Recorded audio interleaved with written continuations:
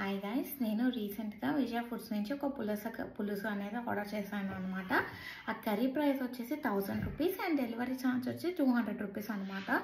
So మొత్తం curry charge వచ్చేసి 1200 rupees మనకి డోర్ స్టెప్ డెలివరీ అయితే వస్తుంది.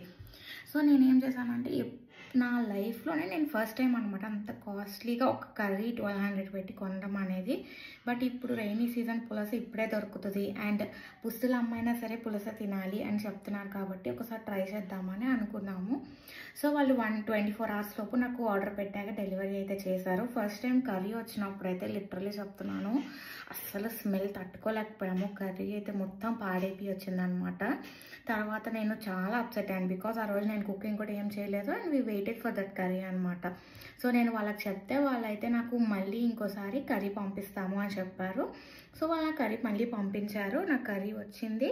బట్ తిన్నాక నాకు ఎందుకు పెద్ద టేస్ట్ నాకు అంత తేడా అనిపించలేదు అండ్ టేస్ట్ మనం చేసుకునే ఫిష్ కర్రీనే బాగుంటుంది అనిపించింది. సో అంత కాస్ట్ పెట్టి ఆ కర్రీ తినడం అనేది నాకు వర్త్ అనిపించలేదు. సో ఎందుకో నాకు ఒక జెన్యూన్ రివ్యూ అనేది షేర్ చేసుకోవాలనిపించి వీడియో చేస్తున్నాను. Thank you so much.